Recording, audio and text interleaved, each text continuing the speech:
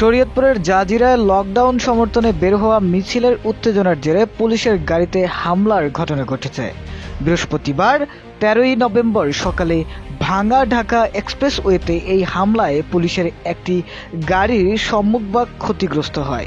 এ সময় বিক্ষোভকারীরা একটি চিনির ট্রাকে অগ্নিসংযোগ দেয় বলেও জানা গেছে। এই ঘটনায় জড়িত সন্দেহ 3 জনকে আটক করা হয়েছে।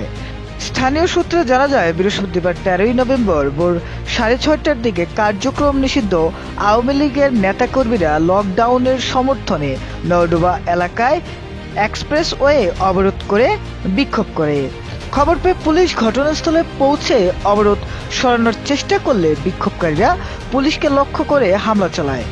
হামলায় পুলিশের গাড়ির সামনের গ্লাস ভেঙে গেলে পুলিশ সদস্যরা আত্মরক্ষার্থে কিছুটা পিছু হটে। এই সুযোগে দুষ্কৃতিকারীরা একই পথে যাওয়া একটি চিনি বোঝাই ট্রাক থামিয়ে তাতে আগুন ধরিয়ে দেয় বলে জানা গেছে।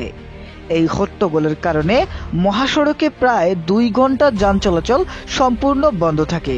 পরে পুলিশের একাধিক টিম ঘটনাস্থলে পৌঁছে পরিস্থিতি নিয়ন্ত্রণে আনে এবং বিক্ষোভকারীরা পালিয়ে যায়।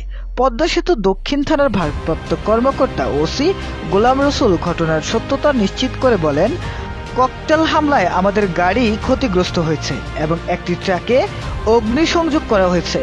বর্তমানে পরিস্থিতি নিয়ন্ত্রণে আছে। আমরা সন্দেহভাজন 3 জনকে আটক করেছি এবং আইনগত ব্যবস্থা প্রক্রিয়াধীন রয়েছে।